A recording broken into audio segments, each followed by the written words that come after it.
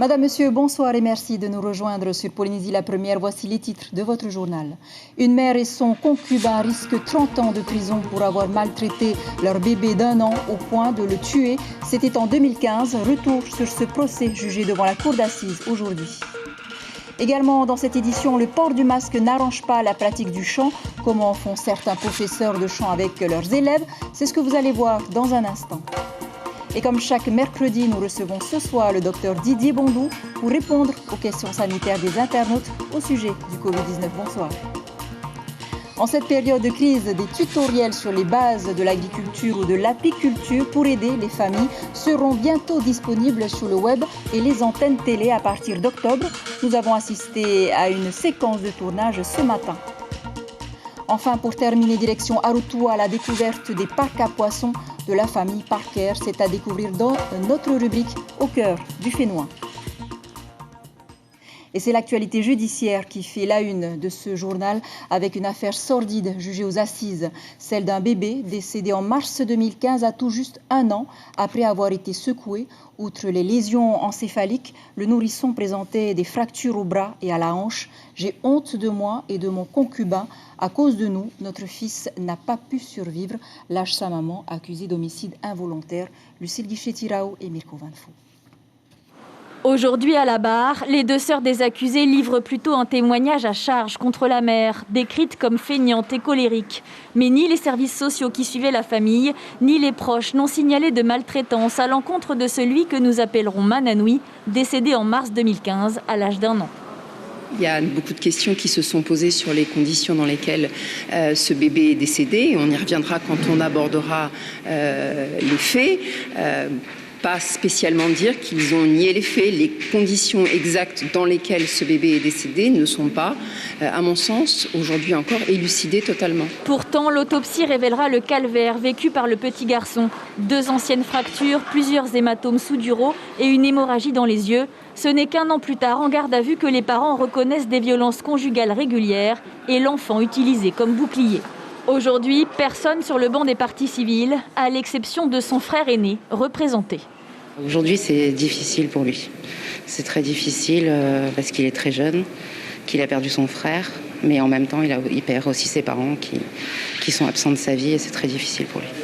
Placés en détention provisoire depuis 1 an, les parents doivent répondre de violences ayant entraîné la mort sur un mineur de moins de 15 ans par ascendant. Ils encourent 30 ans de réclusion criminelle. Voilà, le verdict est attendu vendredi. Après l'épisode du navire chinois qui a déversé des hydrocarbures à proximité des côtes de Tahiti en mai 2019 et celui du Shengan échoué au mois de mars à Arotua, le patrouilleur de l'armée, l'Arago, est en mission de police de pêche dans la ZEE. Il a intercepté il y a quelques jours un navire chinois suspect dans nos eaux avant de faire une escale de 3 jours à Uapou. Une présence et un contrôle qui permet de dissuader les bateaux étrangers qui tentent bien sûr de piller dans la ZEE de la Polynésie française. On écoute Geoffroy Sivrac de Fabian, commandant du patrouilleur l'Arago. On est en train de remplir nos missions de police des pêches autour de la ZEE, spécifiquement des Marquises, puisqu'on a beaucoup de pêcheurs au-delà de la ZEE, à l'est et à l'ouest par rapport aux Marquises. Donc on vient de passer dans une zone à l'est depuis 1 semaine et on va aller la semaine prochaine faire des contrôles à l'ouest de la ZEE. Voilà, au chapitre sanitaire, la Polynésie compte 35 cas de Covid-19 de plus ce mercredi, ce qui porte le nombre de cas positifs à 795 depuis le 15 juillet, dont 281 cas toujours actifs.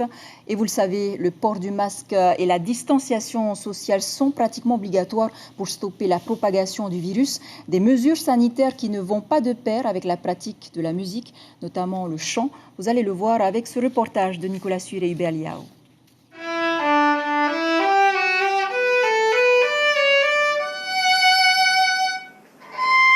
Voilà, tourne bien ta main et dégage ton coude. Lève un petit peu ton violon. Voilà. Essaye de me faire si, do, plusieurs Jouer fois. de la musique en respectant la distanciation physique et en portant un masque ne pose aucun gros problème, si ce n'est quelques légers soucis de communication, mais rien d'insurmontable. Ok, on essaye. On doit articuler un petit peu plus, ça c'est sûr, mais sinon, comme on est dans la même pièce, ils nous entendent bien, C'est des cours particuliers en général, donc il n'y a pas de souci, quoi. Ça change pas énormément, mais c'est embêtant quand même de porter un masque pendant 45 minutes, 1 heure. Mais au final, on s'y fait. 2, 3 et...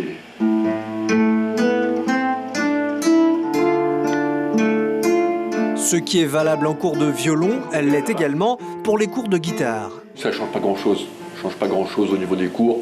Comme disait Isis, là, la distance, on est au moins 1 mètre, 1 mètre 50. Et même parfois, quand on a des cours de groupe, on est à 4, bon, on a largement la place dans la pièce. Par contre, pour les cours de chant, certains profs dérogent au port du masque. C'est le cas de Maëva Baudin. Elle dit avoir besoin de voir la bouche de ses élèves. Elle a donc installé une vitre en plexiglas. La bouche, la relâcher.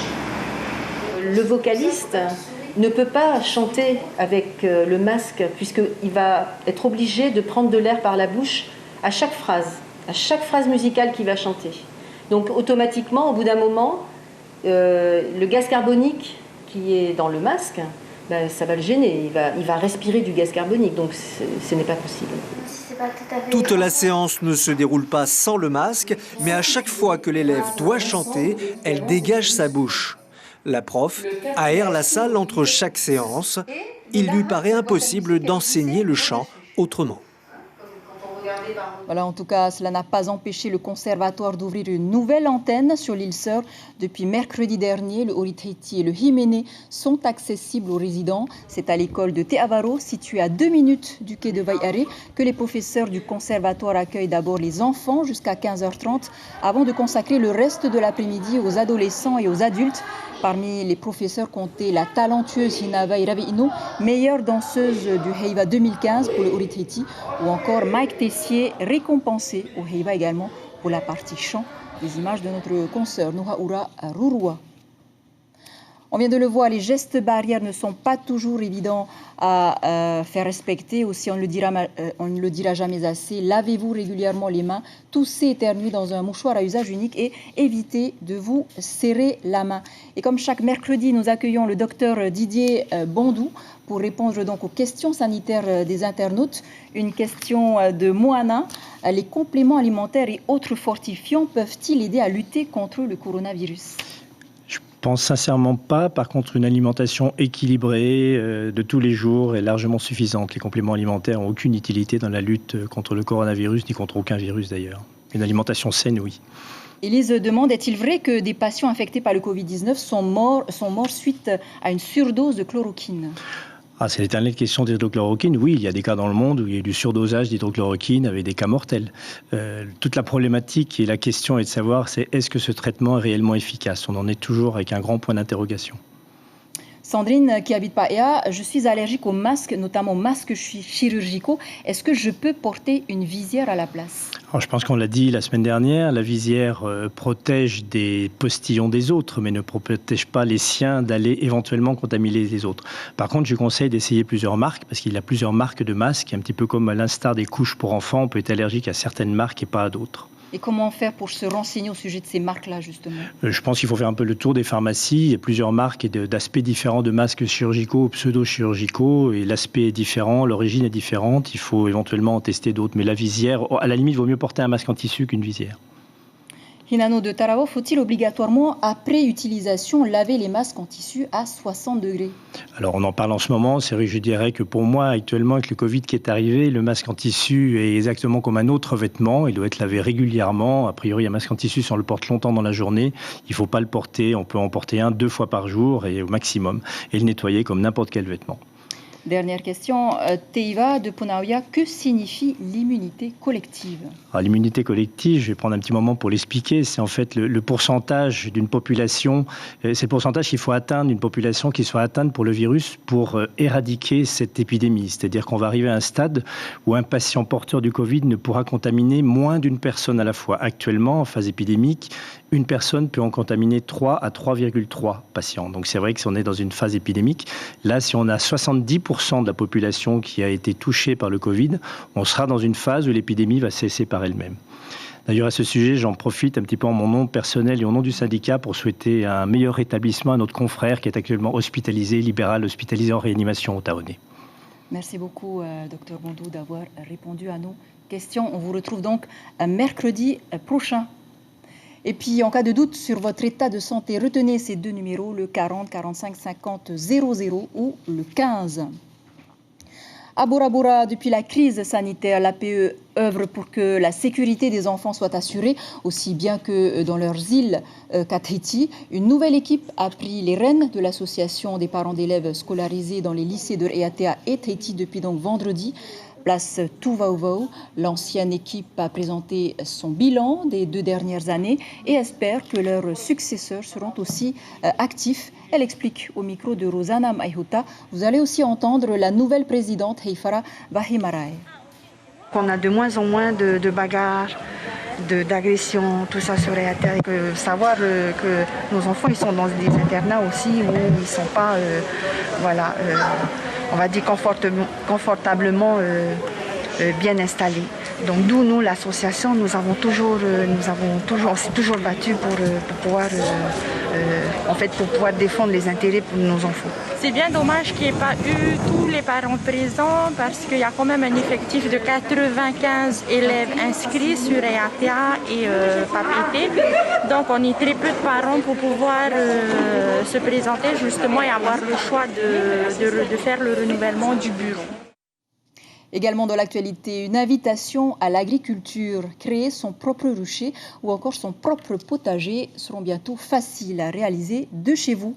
Des tutoriels vidéo adaptés au grand public sont en cours de production pour permettre aux familles qui n'ont pas de formation de se débrouiller. Aujourd'hui, Sandro Lee et Jacques Damour ont assisté au tournage du spot qui explique ce qu'est une ruche. Pour tout savoir sur une ruche, comment les abeilles produisent-elles du miel, comment reconnaître une reine, vous pouvez suivre le premier tutoriel de Kalaï. Là, c'est l'étape de base, comment apprendre à ouvrir une ruche et à reconnaître ce qu'on y trouve à l'intérieur.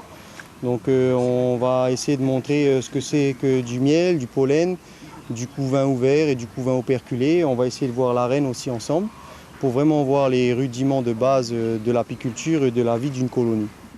D'autres tutoriels seront consacrés à la vie d'une colonie, à la production, à la récolte du miel ou à son extraction. Ces vidéos d'une durée de 5 minutes sont destinées au grand public et aux familles n'ayant pas de formation ou d'expérience dans l'agriculture.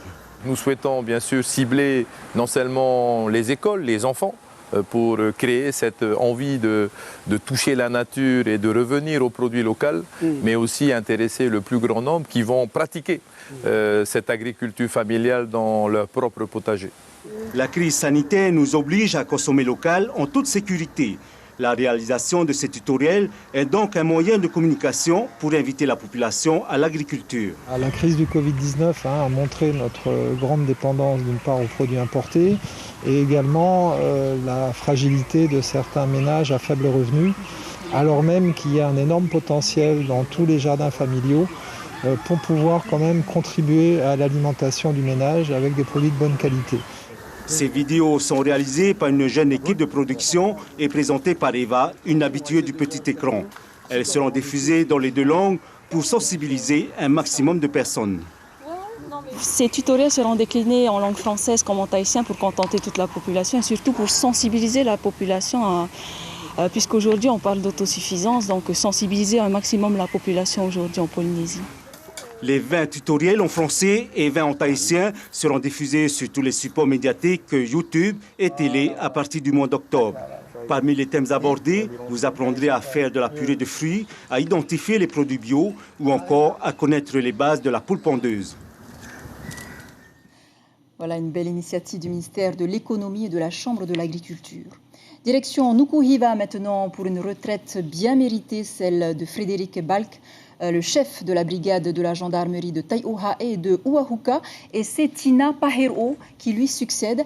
À 42 ans, cette métisse calédonienne et polynésienne a débuté sa carrière en 2002 en métropole avant de faire son entrée dans la gendarmerie de Nouvelle-Calédonie, d'où elle est native.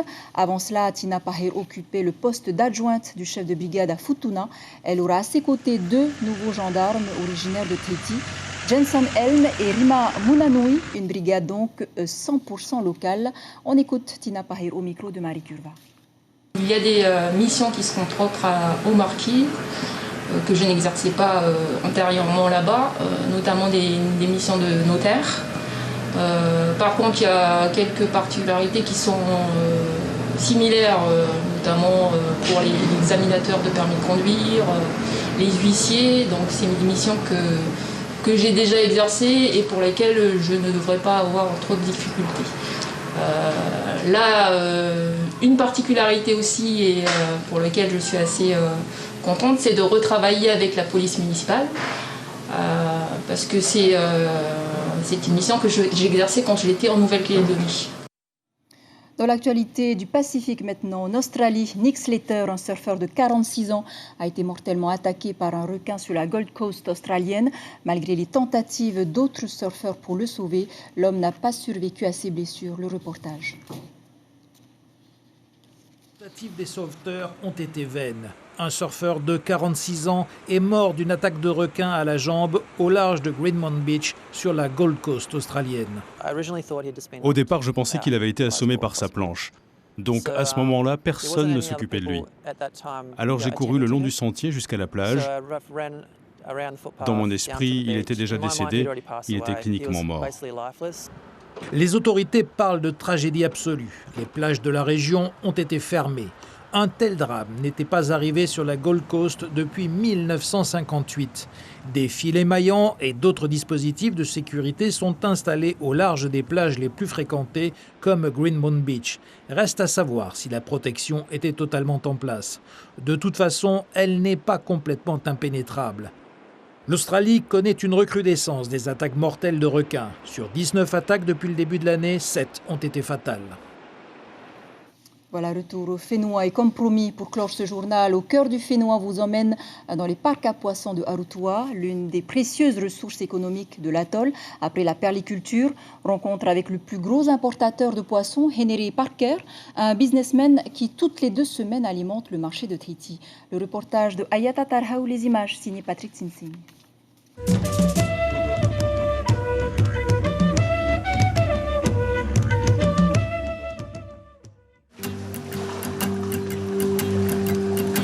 Des parcs à perte de vue, des jeunes gens habiles, robustes et bons nageurs, c'est l'équation de la réussite signée Henry Parker, l'un des plus gros exportateurs de poissons d'Arutua.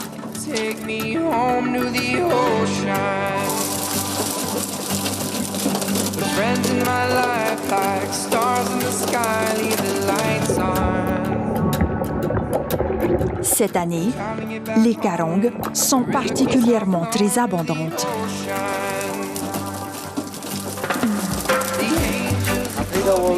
C'est la première fois que je vois une telle abondance de carangues. Depuis le mois de mars, elles n'ont pas cessé d'être dans le parc. On en pêche jusqu'à 1500 pièces. Mais aujourd'hui, la récolte est plus que fructueuse. Une fois pêchés, les poissons sont triés par espèces avant d'être chargés dans ces glacières sous l'œil avisé de Veyani. Je note les paquets de poissons qu'on charge dans les bacs et dans les frises. C'est quoi l'importance de faire les comptes par espèce de poisson? À quoi ça sert? C'est pour voir combien de sous on va avoir avec tout ça, avec le poisson. C'est pour ça qu'on prend en note la quantité et les espèces. Et là, avec 700 paquets, vous estimez à combien là, pour ce départ? C'est 1000 francs un paquet. 700 000, oui. Une cagnotte que la famille Parker empoche toutes les 2 semaines, à chaque passage de la goélette. La pêche est une activité qui est très rentable, avec peu de dépenses. Par exemple, aujourd'hui, nous avons obtenu 700 paquets. Cela nous rapporte 700 000 francs, moins 100 000 francs de dépenses. Je gagne 600 000 francs. Ces poissons sont ensuite revendus à Tahiti, le double, voire même le triple du prix initial. Voilà, et avant de nous quitter, demain matin, retrouvez Lionel Foissac dans l'invité café de votre matinale radio. Le président du syndicat professionnel des concessionnaires automobiles fera le point sur le secteur, donc en pleine crise du Covid-19. C'est ainsi que s'achève ce journal dont je vous rappelle l'information principale. C'est bien sûr cette affaire sordide jugée aux assises, celle d'un bébé décédé en mars 2015 à tout juste 1 an après avoir été secoué. Outre les lésions céphaliques, le nourrisson présentait des fractures au bras et à la hanche. Les parents courent 30 ans de prison. Le verdict est attendu vendredi.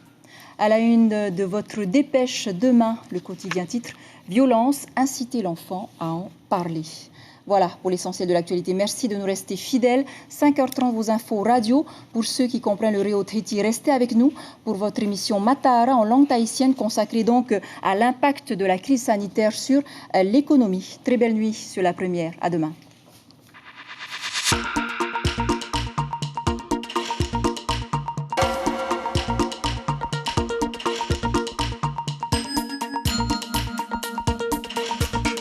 Retrouvez notre journal en replay sur notre site internet.